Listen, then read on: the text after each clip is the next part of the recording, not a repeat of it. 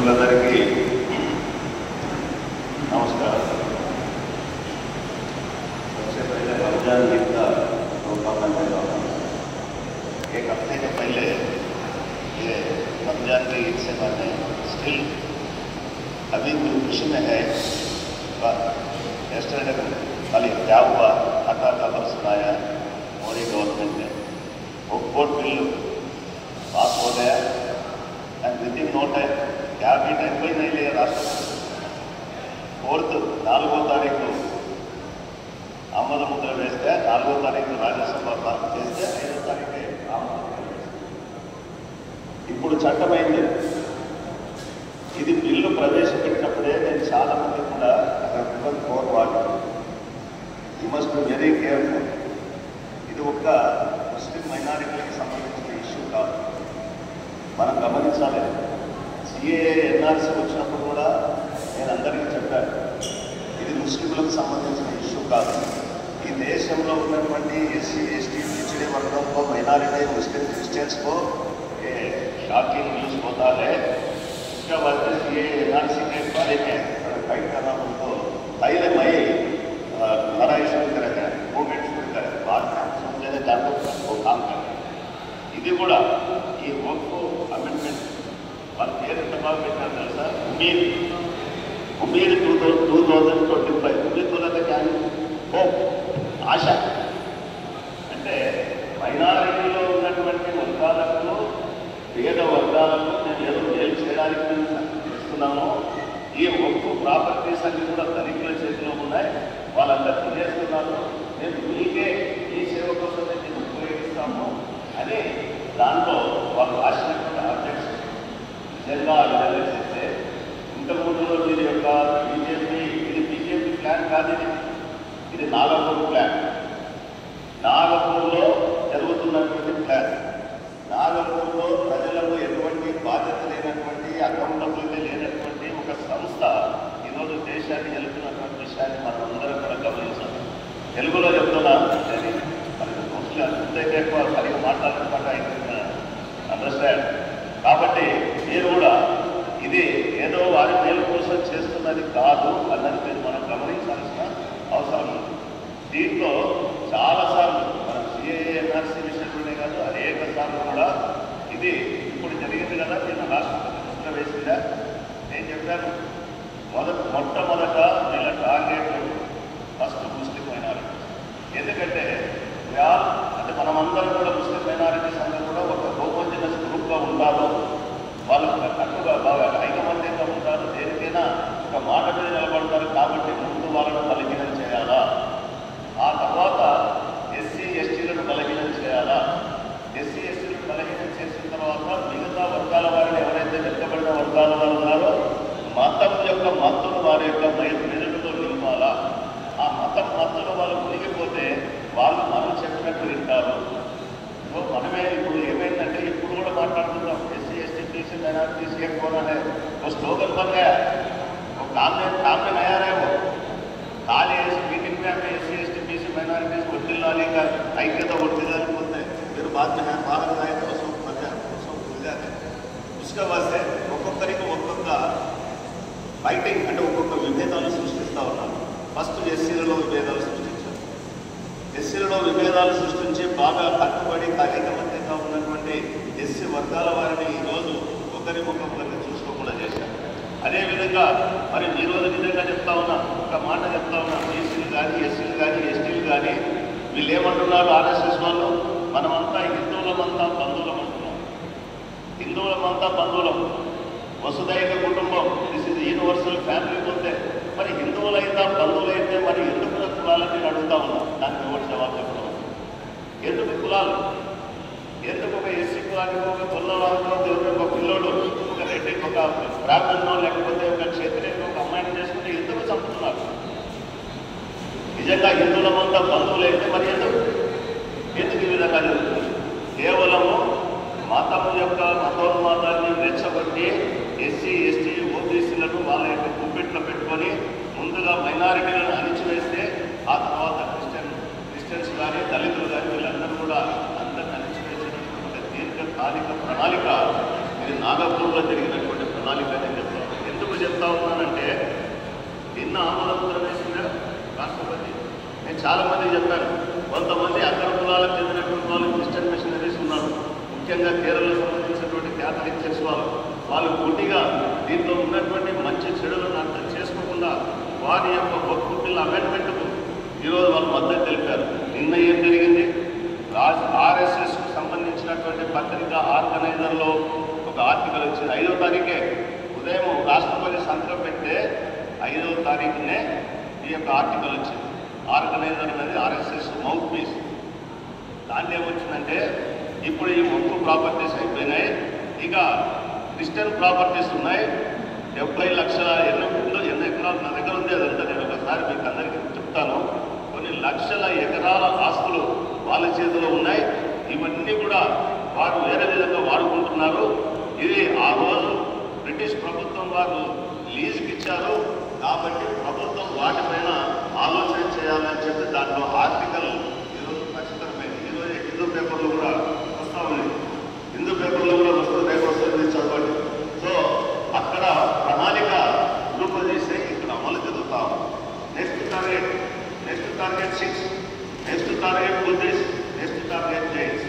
వీళ్ళందరి మన మతాలను ఏదైతే ఈ ఫెయిత్ ఉన్నాయో ఈ ఫెయిత్లను అణిచివేసి ఒకే ఒక మెజారిటేరియన్ కమ్యూనల్ మైండెడ్ ఆటోక్రాటిక్ నిరంకుశ పాలనను తీసుకొని రావాలా, మతాధిపత్య పాలన తీసుకొని రావాలనేటువంటి కీలకమైనటువంటి దుష్ట ప్రణాళికలు జరుగుతున్న భాగమే. నేను ఒక మాట అడుగుతాను, సరే మీరు ఇంత ప్రేమ చూపిస్తున్నారు కదా మైనారిటీస్ పైన, అప్పుడు కూడా మైనారిటీ కుటుంబాలను చూసిపెట్టాలని, మైనారిటీ మహిళలను మగవాళ్ళ పైన ద్వేషం కలిగించాలని ట్రిపుల్ తలాక్ యాక్ట్ తీసుకొచ్చారా? మరి ట్రిపుల్ తలాక్ యాక్ట్ అమలు లేకపోతే 5 సంవత్సరాలే రాష్ట్రాలుగా ఈశ్వరులకు ఏ కన్విక్షన్ కూడా ఈశ్వరులపై సజామిలే. మరి 5 సంవత్సరాల్లో ఏం జరుగుతుంది? ఆంధ్రప్రదేశ్లో కాబట్టి మరి బయటపడతా ఉన్నాం. మరి ఆంధ్రప్రదేశ్ కూడా అదే పరిస్థితులు వస్తూ ఉన్నాయి. మరి 5 సంవత్సరాల్లో ముస్లింల పైన ఎంత దాడి జరిగింది? ఈరోజు ఉత్తరప్రదేశ్లో ఏం జరుగుతూ ఉంది? నిజంగా నీకు ముస్లిం మైనారిటీల పైన సంక్షేమం పైన ఏమాత్రం నీకు ప్రేమ ఉన్నా, ఏమాత్రం ప్రేమ ఉన్నా బుల్డోజర్ జస్టిస్ సుప్రీంకోర్టు వద్దంటున్నా ఈరోజు షాపులను, మైనారిటీల ఇళ్లను, క్రిస్టియన్ల ఇళ్లను, దళితుల ఇళ్లను కూల్చివేస్తున్నటువంటి రాష్ట్రాలు. మరి ఇంత ప్రేమ చూపిస్తున్నారే, నీకున్నటువంటి పార్లమెంట్ సభ్యులు ఒక్కడన్నా ముస్లిం ఉన్నాడా? అదేవిధంగా ఈ రాష్ట్రాల్లో ఉత్తరాఖండ్, మణిపూర్, గుజరాత్, ఉత్తరప్రదేశ్, మధ్యప్రదేశ్, రాజస్థాన్ ఈ రాష్ట్రాల్లో ఒక్కడైనా ముస్లిం ఎమ్మెల్యే ఉన్నాడా? ఎక్కడైనా మీరు అవకాశం ఇచ్చారా? మరి అదే ముస్లిం మహిళల కోసం మేము ప్రత్యేక చట్టాన్ని తెచ్చారని నగరపాలకులైనటువంటి ఈ ప్రభుత్వం ఈరోజు ఆ ముస్లిం మహిళలు తమ భర్తలు, తమ కుమారులు, తమ తల్లిదండ్రులు, తమ కుటుంబం యొక్క ఆస్తులు కూలిపోతా ఉంటే ఏడ్చుకుంటే మరి ముస్లిం మహిళల యొక్క రోజులు మీకు తీర్చుకుంటుందా? మరి ఇప్పుడు దీనికి వస్తాం. ఎక్కువసారి డీటెయిల్గా మాట్లాడుతుంది. వక్ఫ్ అమెండ్మెంట్ యాక్ట్ కొన్ని సవరణలు అవసరమే, దాన్ని నేనేం కాదనట్లేదు. మరి సవరణలు ఎందుకంటే సరళీకృతం చేయాలి. అసలు వక్ఫ్ అంటే ఏంటి? ఎవరైనా చెప్పాలి. వక్ఫ్ అంటే ఏంటి? దేవుడికి ఎవరైనా irrespective of caste, irrespective of religion, irrespective of region, మనం మదర్సాలకు కానీ స్కూళ్ళకు కానీ మరి అదేవిధంగా ఈ బెనవలెంట్ యాక్టివిటీస్ ఉన్నాయో వాటికి ఏ వ్యక్తి అయినా ఒక భూమిని దానం చేస్తే దాన్ని వక్ఫ్ కింద పరిగణిస్తారు. అంటే ఇక్కడ ఏముంది? ఎవరైనా సరే. కానీ ఇప్పుడు ఏం చేస్తున్నారు? దీనికి ఒక డెఫినేషన్ ఇస్తున్నారు, ఒక నిర్వచనం ఇస్తున్నారు. 5 సంవత్సరాలకు ముస్లిం మతాన్ని ప్రాక్టీస్ చేసిందా? 5 సంవత్సరాలు ముస్లిం మతాన్ని ప్రాక్టీస్ చేసినట్లు ధ్రువపత్రం ఇచ్చి ఆ తర్వాత నీవు ప్రాపర్టీ ఇస్తే అప్పుడు దాన్ని వక్ఫ్ ప్రాపర్టీ కింద చేస్తావు. మరి ఈ మాట ఇంతకుముందు లేదు కదా. ఇప్పుడు అనేక మంది హిందూ దేవాలయాలకు ఈరోజు మనం దానాలు చేస్తూ ఉన్నారు కదా, అనేక మంది క్రిస్టియన్ దేవాలయాలకు దానాలు చేస్తూ ఉన్నారు కదా, అనేక సంస్థలకు దానాలు చేస్తున్నారా? దాంట్లో కూడా కేవలం మా ఫలాలు లేవాలని చెప్పారా? మరి ఇక్కడ ఎందుకు వివక్షత చూపిస్తున్నారు? ఎందుకు ఈ చట్టాన్ని అమలు సవరణ చేయాల్సిన అవసరం ఉంది? ఎందుకు అవసరం ఉంది? కాబట్టి దీని ఉద్దేశం ఏంటంటే మనం స్పెసిఫై చేసి వీళ్ళని ఐడెంటిఫై చేసి వీళ్ళు ఎవరు కూడా ఇంత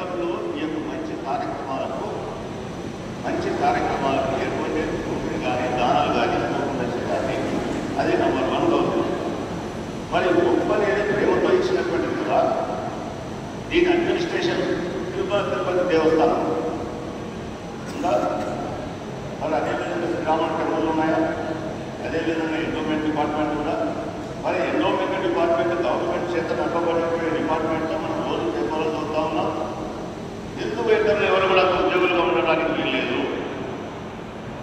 ఇక్కడ ఉన్న భారత రాజ్యాంగమా, సెక్యులర్ రాజ్యాంగమా, మరి హిందూవేతరులు ఉద్యోగులుగానే ఉండడానికి వీల్లేదన్నప్పుడు వక్ఫ్ ట్రిబ్యునల్లో ముస్లిమేతరులను ఎందుకు పెట్టావు? దాని ఉద్దేశం ఏంటంటే అనేక సొంత మనుషులను దాన్ని తీసుకొని వచ్చి దాన్ని మొత్తం ఆధీనంలోకి తీసుకొని ఈరోజు మీకు నేను చెప్తాను, రిలయన్స్ అధినేత వక్ఫ్ ప్రాపర్టీలో కొన్ని 100 కోట్ల విలువ చేసేటువంటి ఇల్లు కట్టారు. మరి దాన్ని ఎందుకు తీసుకోలేదు? ప్రభుత్వం తీసుకోవాలి. ప్రభుత్వ ఆధీనంలోకి తీసుకొని జరుగుతున్నటువంటి మంచి కార్యక్రమాలను తీసివేసి వీరికి ఆర్థిక లేకుండా చేసి బలహీనం చేయాలన్నటువంటి ఒక దురుద్దేశంతో ఉన్నారు. తర్వాత ట్రిబ్యునల్లో ఇంతవరకు అయితే మన వాళ్ళే 2 సభ్యులు ఉన్నారు. ప్రభుత్వం ఇద్దరిని కాకుండా ముగ్గురిని నామినేట్ చేస్తే ఏం చేయాలి? నామినేట్ ఎందుకు చేస్తారు? ముస్లిమేతరులను కూడా ఇద్దరు పెట్టచ్చు. ముస్లిమేతరులు ఇద్దరు పెట్టి మిగతా మనల్ని నామినేట్ చేసి గవర్నమెంట్ నామినేట్ చేసిన పరిస్థితి ఏంటి? ఎంతైనా ఎంతైనా బాగా బిల్లు అగేనెస్ట్ దోస్ వారు ఎంజాయింగ్ పవర్ ఎక్కడో లేరు. రోగులు మన దాంట్లోనే ఉన్నారు. మన దాంట్లో రోగులు ఉన్నారు. అవసరం వచ్చినప్పుడే మన మతాన్ని కులాన్ని వాడుకుంటారు. చెట్టు పేరు చెప్పుకుని కాయలు అమ్ముకున్నటువంటి వాళ్ళు మన వాళ్ళే మన దాంట్లోనే ఉన్నారు. ఇంత అన్యాయం జరిగినప్పుడు భవిష్యత్ జీవితంలో ఈరోజు నార్త్లో జరుగుతున్నటువంటి ఆ దారుణం మారిన కారణాలు ఏ విధంగా ఉన్నాయి? ఈరోజు లవ్ జిహాద్ పెట్టారు. ఏమైనా లవ్ జిహాద్ భారత రాజ్యాంగమే చెప్తా ఉంది. ఎవరినైనా ప్రేమించవచ్చు, ఎవరైనా పెళ్లి చేసుకోవచ్చు, స్పెషల్ మ్యారేజ్ యాక్ట్ ఉంది. మరి అంతే విధంగా కూడా యాంటీ కన్వర్షన్ లాస్ తీసుకొచ్చారు. ఈరోజు మణిపూర్లో ఏం జరుగుతూ ఉంది? ఒక ముస్లింలకే కాదు, మణిపూర్లో ఏం జరుగుతూ ఉంది? They're all tribals. మా వాడు చెప్పాడే, బంజారాలు, సుగాలీలు, దేర్ ఆల్ ట్రైబల్స్. బట్ ఈరోజు 2 సంవత్సరాల నుంచి మార్పు జరుగుతుంటే ప్రధానమంత్రిని కోల్పోలేదు, ఇంతవరకు చూడలేదు. ఎందుకంటే ఎక్కడైతే వాళ్ళ యొక్క అధికారం కొనసాగుతలేదో అటువంటి వాళ్ళ యొక్క అణిచివేసి అటువంటి మతాలను అటువంటి విశ్వాసాలను లేకుండా చేసి ఏకపక్షంగా పాలన చేయాలని కోరి, అలాగైనా నువ్వు బీసీలకు ఎస్సీలకు నమ్ముకున్న వాళ్ళకు ఏమైనా అవకాశం ఇస్తున్నావా? లేదే. హిందువులకు సమానంగా చూడాలి కదా. మరి వారికి ఎందుకు ఇవ్వడం లేదు? 33 మంది సుప్రీంకోర్టు జడ్జిలో ఎంతమంది ఎస్సీలు, ఎంతమంది బీసీలు, ఎంతమంది మైనారిటీలు ఉన్నారు? ఒకే ఒక్క బీసీ, 2 ఎస్సీలు, ఇద్దరే ఎస్సీలు ఉన్నారు. మరి ఈ విధంగా ఉన్నప్పుడు మిగతా 30 మందిలో బ్రాహ్మణులు, బనియాలు, క్షత్రియులు, న్యాయం ఏ విధంగా చెప్తుంది? బాబ్రీ మసీద్ తీర్పులో సుప్రీంకోర్టు ఇచ్చినటువంటి తీర్పు అని 10 చెప్తున్నారు కదా వీళ్ళు. అదే సుప్రీంకోర్టు తీర్పులో వక్ఫ్ యూజర్ అనే మాట ఉంది. ఆ వక్ఫ్ యూజర్ అనే దాంట్లో అతనికి స్వతంత్రం ఉంది, ఏ విధంగా చేసుకోవచ్చు అలా చెప్పారు. అదే జడ్జిమెంట్లో ఉంది. మరి ఆ జడ్జిమెంట్ మొన్న రాజ్యసభలో పాయింట్అవుట్ చేస్తే దానికి ఏర్పడతాడు. వీడు కూడా ఉన్నాడు. మేము అనకూడదు కానీ తిరంగరించు. నేను కూడా మైనారిటీనే, నేను మైనారిటీ మినిస్టర్, నేను మైనారిటీ ఎందుకు నేను మైనారిటీనే, నేను వాళ్ళ సంక్షేమం చూడను అంటున్నాను. బోధగయ ఉంది. బోధగయ అనేది ఈ దేశంలోనే బౌద్ధులకు ప్రశస్తమైనటువంటి ఒక పుణ్యక్షేత్రం. ఆ పుణ్యక్షేత్రం యొక్క మెయింటెనెన్స్ ఎవరి చేతిలో ఉంది? పుణ్యక్షేత్రం వచ్చేసి అయ్యగారి చేతిలో. వాళ్ళు గత కొన్ని సంవత్సరాలుగా బౌద్ధ మతం సంబంధించినటువంటి వాళ్ళకే ఇవ్వాలని వాళ్ళు ట్రై చేస్తారు. జాతీయ పరిస్థితులకు రావడం నిన్న జరిగింది, మొన్న జరిగింది, మొన్న జరిగింది. మరి ఈయన బౌద్ధ మతస్థుడు కదా. బౌద్ధ మతం, ఇస్లాం, Christianity, they are not religious, they are faiths. మనం కూడా రాంగ్ ఇన్ఫర్మేషన్ తీసుకుంటున్నాం. సో మరి నిజంగా ఆయన మైనారిటీకి సంబంధించిన వాడు ఏదైనా చేయాలి. సో ఇలాంటివి పబ్లిక్ కన్జంప్షన్ కోసం మాట్లాడుతున్నారు తప్ప దీంట్లో క్లాస్ బై క్లాస్ అల్టిమేట్ ఏం వచ్చేసి, అంతిమ లక్ష్యం వచ్చేసి మనకు ఏదైతే 1 కోట్ల ఉన్నాయో, ప్రాపర్టీస్ ఉన్నాయో అవన్నీ కాజేసి అంబానీలకు, అదానీలకు అప్పచెప్పేదానికి, ఆర్థిక వనరులు లేకుండా చేసేదానికి. మీరు బాగా గమనించండి, ముస్లింలకు, క్రిస్టియన్లకు, దళితులకు కంపాషన్ ఆఫ్ ఇండియా నుండి బయట నుంచి వచ్చేటువంటి ఏదైతే నిధులు ఉన్నాయో, గ్రాంట్స్ ఉన్నాయో, అవన్నీ కాకుండా యాక్ట్ పాస్ చేశారు. ఇప్పుడు బయట నుంచి ఏ బిల్లులు వస్తలేవు. మరి మీరేమన్నా ఇస్తున్నారా?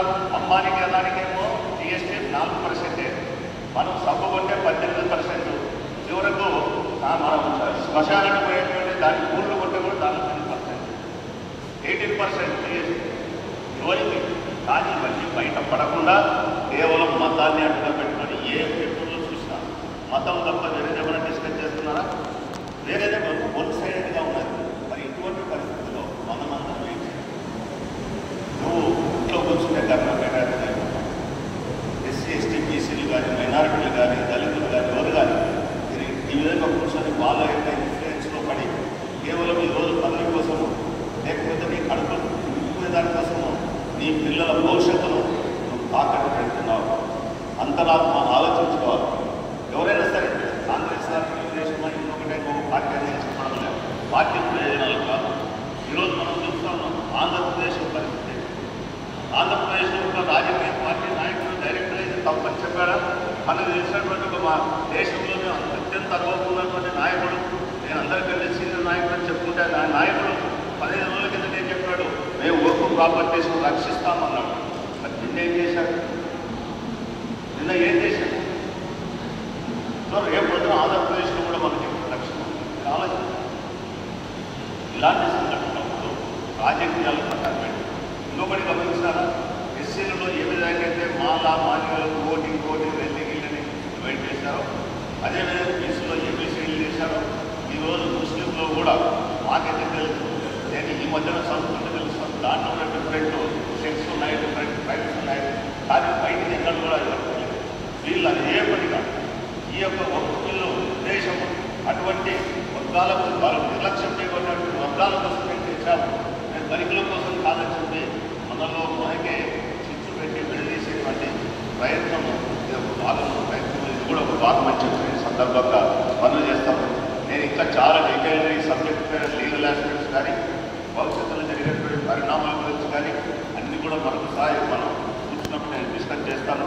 మై ఓన్లీ అప్పీల్ నా అప్పీల్ ఏమంటే మీకు అందరికీ కూడా మన యొక్క సామాజిక సమస్యలు వచ్చినప్పుడు, అందరి యొక్క సమస్యలు వచ్చినప్పుడు, దేశం ప్రమాదంలో ఉన్నప్పుడు, ఎందుకంటే బాబాసాహెబ్ అంబేద్కర్ ఒక మాట చెప్పాడు, అది చెప్పి నేను ముగిస్తాను. ఆయన మన రాజ్యాంగ సభలో మాట్లాడేటప్పుడు ఈ మైనారిటీ ఇష్యూస్ పైన, ముస్లిం మైనారిటీల పైన నిర్దేశాన్ని వాళ్ళు కలుపుతూ ఉంటే ఆ సభలో భారత రాజ్యాంగ పితామహుడు చెప్పినటువంటి మాట ఏం చెప్పాడంటే ఆయన, if there is anybody who has in his mind the project of solving Hindu-Muslim problem by force, అంటే మైనార్టీలను ఉంచేదానికి నువ్వు బలాన్ని ఉపయోగిస్తావు, which is another name of solving it by war, in order that the conquering them and Muslims may be subjugated, which is another in order to Muslims may be subjugated, this country would be involved in a perpetual warfare. ముస్లిం మైనార్టీలను మీరు subjugate చేయాలంటే, మీరు అణగదొక్కాలంటే ఇది నిరంతరం ఘర్షణలకు దారి తీస్తుంది. ఇంకోటి అన్నాడు, it's a mad government ఉన్నాయి. ఏమన్నాడంటే బాబాసాహెబ్ అంబేద్కర్ ఏమన్నాడంటే, ఆయన no government can exercise its power in such a manner as to provoke Muslim community to rise in rebellion. And in then shortly remark it would be a mad government if it did so. అంటే నీవు ప్రవేశించినటువంటి ప్రభుత్వ అధికారాలు ముస్లింలను కానీ లేకపోతే మైనారిటీస్ని కానీ అనుభవించడానికి ఉపయోగించుకుంటే ఆ విధంగా వాళ్ళని రెచ్చగొట్టి ఘర్షణలు చేపట్టి వారి యొక్క ఓట్ బ్యాంక్ ఇంకా బలపరుచుకుంటే మెజారిటేరియన్ కమ్యూనల్ వాళ్ళ అంటే వాళ్ళ కూడా మన మీద ఎదురొస్తున్నారు. సో మన పైన హేట్రెడ్, దాని హేట్ కాంగ్రెస్ అంటున్నారు. అది చేస్తే అంతకంటే అది పిచ్చి ప్రభుత్వం ఒకటి లేదు. సో ఈ డిపెండెడ్ చాలా మంది చెప్తుంటారు, చాలా రాంగ్, మీరు బాగా చదవాలి. బాబాసాహెబ్ అంబేద్కర్ యొక్క ఏదైతే కాన్స్టిట్యూషన్ రాసినప్పుడు ఆర్టికల్ 25 ఏం చెప్తుంది? Article 25 freedom of expression of faith, belief and practice. But ఇది ఆర్టికల్ 25 ఈ యొక్క యాక్ట్ వైలేషన్. కానీ ఏం చేస్తాం అక్కడ న్యాయవాది 40 సంవత్సరాలు కంటిన్యూ చేశాను. నేను కూడా చాలా ఎన్నో ఆశలతో ఉద్యోగాలు వదిలిపెట్టి వచ్చే న్యాయవాదులకి, కానీ ఈరోజు న్యాయ వ్యవస్థ కూడా ఆ విధంగా మార్పు చెందడం చాలా బాధాకరమైన విషయం.